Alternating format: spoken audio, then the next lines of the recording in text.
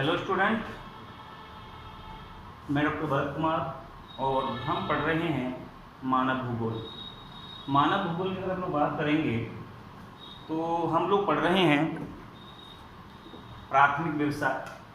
प्राथमिक व्यवसाय के अंतर्गत हम लोगों ने कल के टॉपिक में पढ़ लिया था कि प्राथमिक व्यवसाय किसे कहते हैं और कौन कौन से व्यवसाय इसमें आते हैं।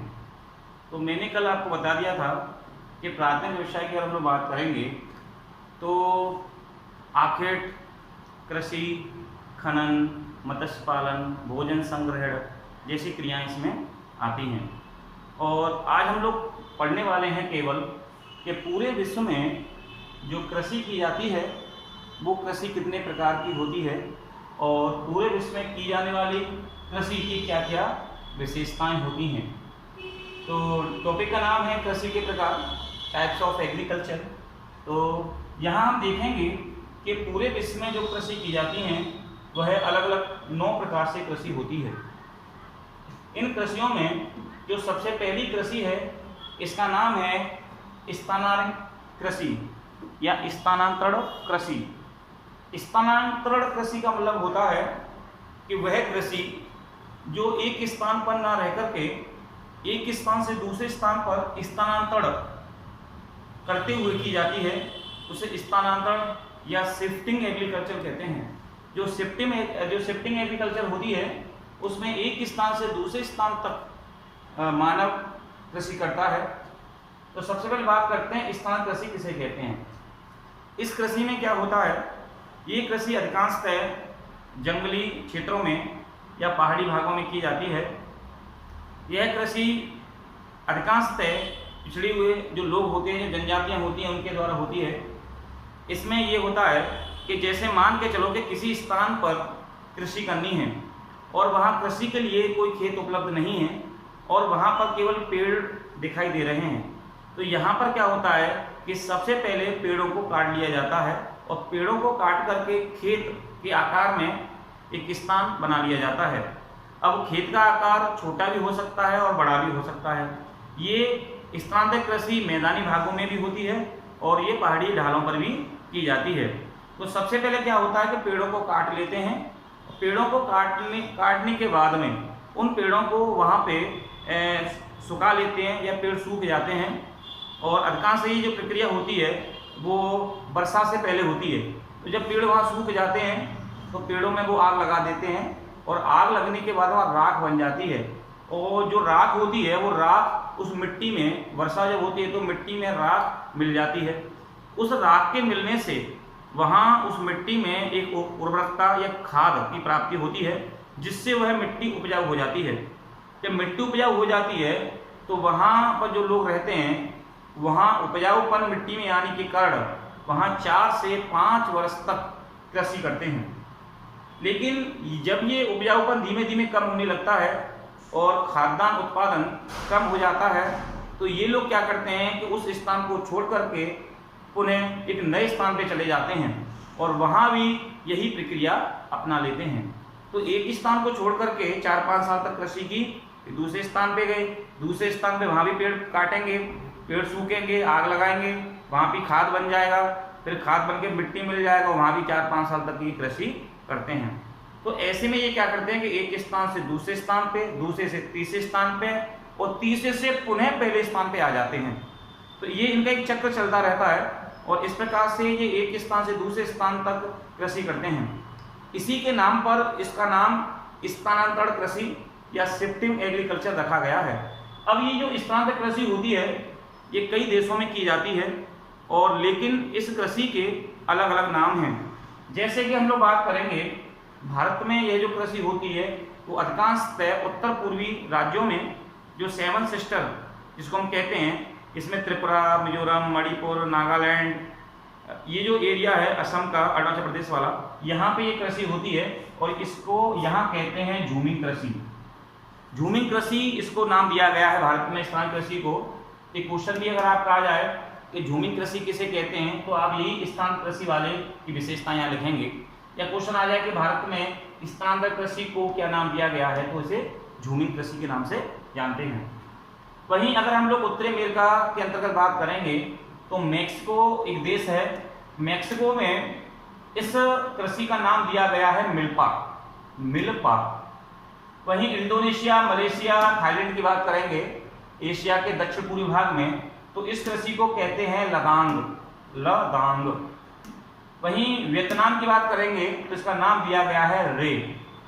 ऐसे ही श्रीलंका में चेन्ना, बहुत सारे इसके नाम हैं, सभी देशों में अलग अलग नाम से इसको जाना जाता है। तो ऐसी कृषि को कहते हैं स्थानांतरण कृषि। इसके बाद में दूसरी कृषि है, इसका नाम है आदिम स्थायी कृषि। यहाँ देखने की बात यह है कि स्थानांतरण कृषि और आदिम कृषि दोनों एक जैसी हैं, लेकिन स्थायी शब्द इसमें इसलिए जोड़ दिया गया है कि यहाँ पे पहले लोग क्या करते थे स्थान कृषि में कि एक स्थान से, जैसे यहाँ पे कोई कृषि की, फिर यहाँ पे आ गए, फिर यहाँ पे कृषि की, फिर यहाँ आ गए, फिर यहाँ से यहाँ आ गए, तो ये एक चक्र के रूप में चलते रहते हैं स्थानांतरण वाले। लेकिन इसमें क्या होता है कि जब लोग एक स्थान पर यहाँ पर कृषि करते हैं तो वहाँ पे ये पशुओं को रखने लग जाते हैं, और जब वो पशुओं को रखने लग जाते हैं तो उनसे गोबर खाद की प्राप्ति होती है। तो उसी गोबर खाद को हर वर्ष खेत में डाल देते हैं, और खेत में गोबर खाद के डल जाने से क्या होता है कि मिट्टी या उसकी उर्वरकता वो बनी रहती है, और उसमें उर्वरकता बनी रहती है। उर्वरकता बनी रहने के कारण क्या होता है कि फिर एक ही स्थान पर ये लोग क्या कृषि करने लगते हैं। इसलिए इसका नाम रख दिया गया है आदिम स्थायी कृषि, यानी एक ही स्थान पर रहकर के आदिवासी लोगों के द्वारा की जाने वाली कृषि। इसके बाद में अगला है जीवन निर्वाह कृषि। जीवन निर्वाह कृषि, जैसा कि आप नाम से ही पता चल रहा होगा कि जीवन को निर्वाह करने वाली कृषि, यानी कि जनसंख्या जब ज़्यादा हो जाती है और कृषि क्षेत्र कम होता है तो उस स्थान पर ज़्यादा से ज़्यादा, कम स्थान पर ज़्यादा से ज़्यादा उत्पादन लेने के लिए जो कृषि की जाती है उसको जीवन निर्वाह कृषि कहते हैं। इसे सघन कृषि के नाम से भी जानते हैं। ये कृषि उन देशों में की जाती है जहाँ जनसंख्या बहुत ज़्यादा है और खेतों का आकार कम है या कृषि क्षेत्र बहुत कम है। तो फॉर एग्जाम्पल के लिए आप बता सकते हैं कि वो कौन से ऐसे दो देश हैं जहाँ पर जनसंख्या बहुत ज़्यादा है और कृषि क्षेत्र कम है। तो आपका सीधा आंसर होगा कि चीन और भारत। तो चीन और भारत जो दो देश हैं वहाँ पर ये जीवन निर्वाह कृषि की जाती है, क्योंकि यहाँ जनसंख्या तो बहुत ज़्यादा है, कृषि क्षेत्र कम है, तो उनका जीवन निर्वाह करने के लिए यहाँ कृषि की जाती है। ये कृषि जहाँ की जाती है वहाँ छोटे छोटे खेत होते हैं लेकिन उत्पादन ज़्यादा होता है। जीवन निर्वाह कृषि के भी दो भाग होते हैं, एक तो होती है चावल प्रधान कृषि और एक होती है गेहूं प्रधान कृषि।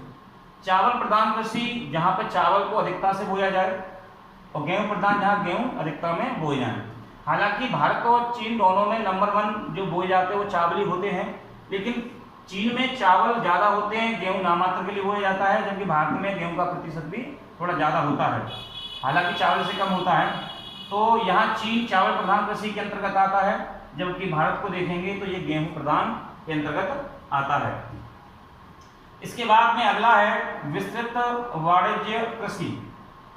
जैसा कि नाम से पता चल रहा है, विस्तृत कहते हैं बड़े पैमाने पर, वाणिज्य कहते हैं व्यापार के लिए, कृषि यानी जो हम उगाते हैं।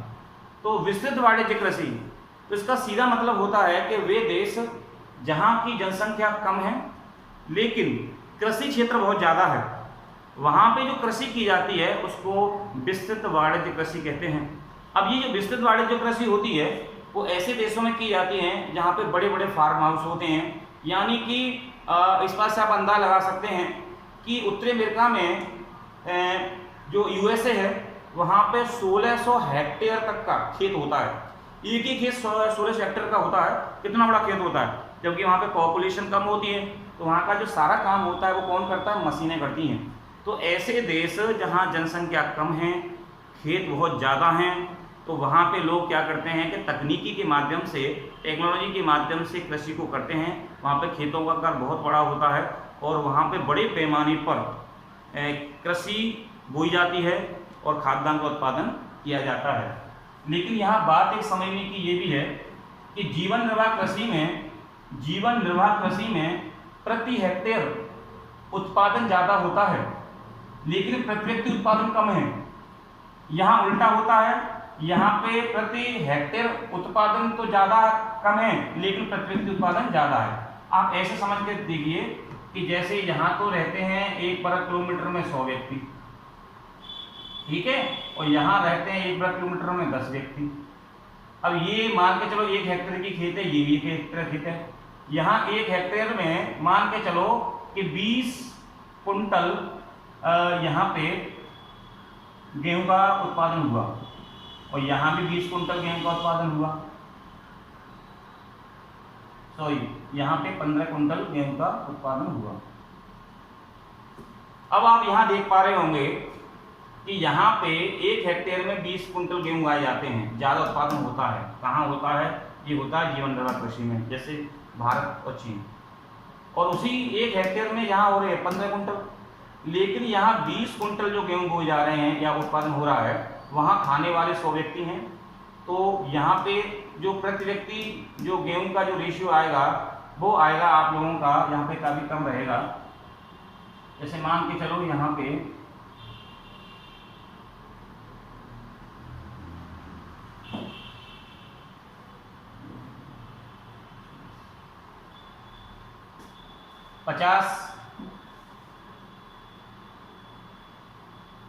प्रति व्यक्ति 40 किलो, ठीक है, 40 किलो प्रति व्यक्ति के हिसाब से आएगा। जबकि आप यहाँ पे अगर हम लोग देखेंगे तो यहाँ पे 150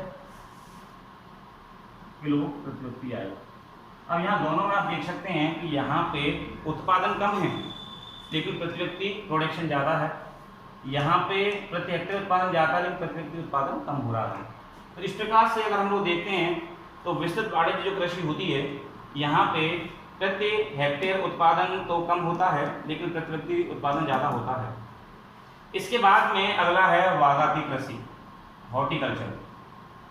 हॉर्टिकल्चर या बागाती कृषि में क्या होता है कि यहाँ पे बागान लगाए जाते हैं और बागानों के अंतर्गत तो यहाँ कृषि की जाती है। अब बागान किसके हो सकते हैं? वो बागान चाय के हो सकते हैं, वो बागान कॉफ़ी के हो सकते हैं, वो बागान गन्ना के हो सकते हैं, कपास के हो सकते हैं, रबड़ के हो सकते हैं, किसी के भी यहाँ बागान हो सकते हैं। तो जिन देशों में बागाती कृषि की जाती है वहाँ पे बड़े पैमाने पर बागान लगाए जाते हैं। और ये जो अधिकांश जो बागान लगाए जाते हैं वो उन क्षेत्रों में होते हैं जहाँ पर वर्षा की मात्रा ज़्यादा होती है। अगर आप लोग ग्लोब में देखेंगे तो भूमध्य रेखा के निकट आप ये देखें, ये जो हिस्सा है थाईलैंड मलेशिया वाला, यहाँ पे अधिकांश ये कृषि की जाती है। इसके बाद में है मिश्रित कृषि।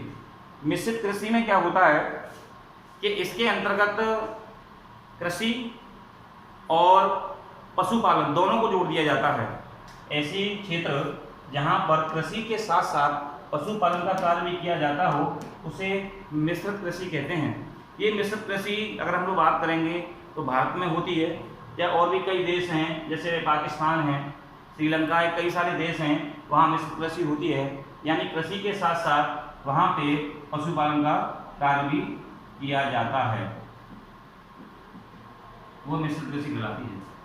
नेक्स्ट है दुग्ध कृषि, डेयरी एग्रीकल्चर। डेयरी एग्रीकल्चर में क्या होता है कि यहाँ पे दूध का उत्पादन बहुत ज़्यादा होता है। यहाँ पर पशुओं को केवल दूध के लिए पाला जाता है, इनका उद्देश्य मांस या चमड़ा प्राप्त करना नहीं होता है, दूध प्राप्त करना ज़्यादा होता है।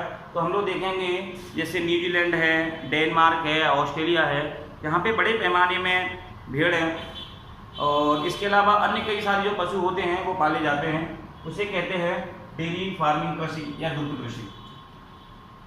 अगला है ट्रक फार्मिंग। इम्पोर्टेंट है, आता रहता है क्वेश्चन, टिप्पणी भी आती है कभी कभी, 1-2 नंबर में क्वेश्चन आ जाता है कि ट्रक फार्मिंग किसे कहते हैं। तो ट्रक फार्मिंग कृषि सबसे पहले उत्तरी अमेरिका के यूएसए देश से प्रारंभ हुई है और वहाँ पे यूएसए में एक राज्य है कैलिफोर्निया। तो कैलिफोर्निया में सबसे पहले ट्रकों में सब्जियों को भर के खेतों से और नगरों तक लाया गया था। तो सबसे पहले जब उस ट्रक में उस सब्जियों को नगरों तक लाया गया तो क्योंकि वहाँ से क्या होता है कि नगरों से खेत काफ़ी दूर होते हैं और एक रात में ट्रकों को ज़्यादा दूरी तय करनी पड़ती है, तो इसी के आधार पर इस कृषि का नाम रख दिया गया है ट्रक फार्मिंग कृषि। ये ट्रक फार्मिंग कृषि में केवल यहाँ पे केवल सब्जियों को ही नहीं लाया जाता है, बल्कि इसके साथ में फल और फूल भी लाए जाते हैं। तो सीधा सा आंसर है, अगर आपका क्वेश्चन आता है कि ट्रक फार्मिंग कृषि किसे कहते हैं, तो आपका आंसर होगा कि ट्रक फार्मिंग कृषि वह कृषि होती है जिसमें नगरों से दूर मिलने वाले फल, फूल और सब्जियों को ट्रकों में भर करके नगरों तक लाया जाता है, उसे ट्रक फार्मिंग कृषि कहते हैं। ये सबसे पहले यूएसए के कैलिफोर्निया में ये प्रारंभ हुई थी और वहाँ से इसका नाम ट्रक फार्मिंग कृषि रख दिया गया। लास्ट में है फलोद्यान कृषि। फल उद्यान का मतलब होता है कि कई सारे ऐसे देश हैं जहाँ पे बड़े पैमाने पर फल उगाए जाते हैं और उन देशों का विकास है वो फल के आधार पर ही होता है। फॉर एग्जाम्पल के लिए हम लोग मान लें कि भूमध्य सागरीय कई सारे ऐसे देश हैं जहाँ की जलवायु खट्टे फलों के अनुकूलतम होने के कारण वहाँ खट्टे फल, इसमें अंगूर है, अंजीर है, ठीक है, लीची है और कई सारे फल उगाए जाते हैं और उन फलों के द्वारा जो कृषि की जाती है, केवल फल उगाए जाते हैं, जो कृषि की जाती है उसी के आधार पर इसका नाम रख दिया गया है फलोद्यान कृषि। तो ये रहा आज का टॉपिक, इसका नाम था types of agriculture. Types of agriculture में हमने 9 टाइप्स ऑफ एग्रीकल्चर की स्टडी की और कल हम एक नए टॉपिक के साथ फिर पढ़ेंगे।